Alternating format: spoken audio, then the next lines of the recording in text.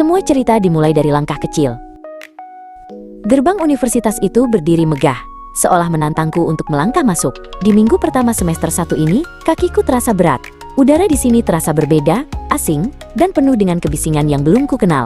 Aku adalah Riza, seorang mahasiswi baru yang masih mencoba mencari tempat di tengah luasnya dunia kampus yang serba cepat ini.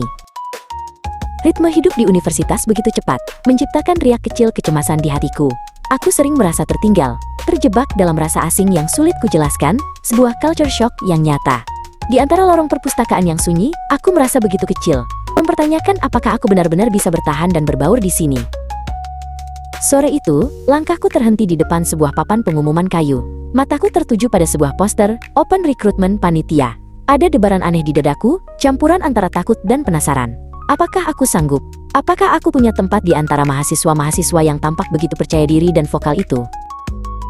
Semua cerita besar dimulai dari satu langkah kecil, bisikku pada diri sendiri malam itu. Di meja belajar, dengan tangan yang sedikit gemetar, aku mulai mengisi formulir pendaftaran daring tersebut. Klik, tombol kirim telah ditekan.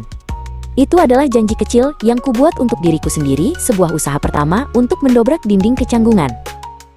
Pertemuan pertama kepanitiaan terasa sangat mengintimidasi. Aku memilih duduk di pojok ruangan rapat yang ramai, hanya mendengarkan diskusi yang berlangsung seru tanpa berani mengeluarkan suara.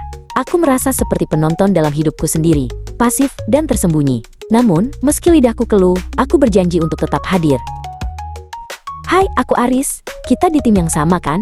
Seorang pria ramah menyapaku di tengah kesibukan mempersiapkan kebutuhan acara. Aris menjadi teman pertamaku di kepanitiaan ini.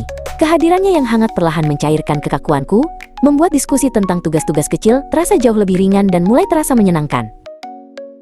Seiring berjalannya waktu, aku mulai menikmati setiap prosesnya. Bersama Aris, aku belajar bahwa setiap tanggung jawab, sekecil apapun itu, memiliki arti bagi keberhasilan bersama.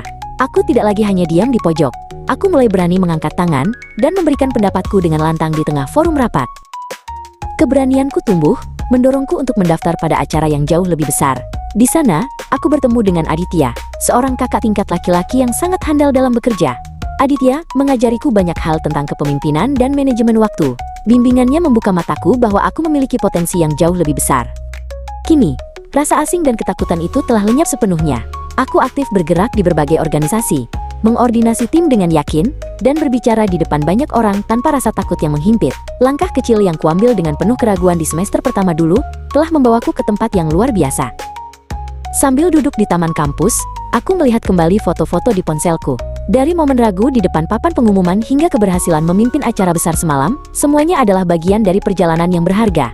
Aku tersenyum menyadari bahwa dari keberanian kecil itu, sebuah perubahan besar telah terjadi dalam hidupku.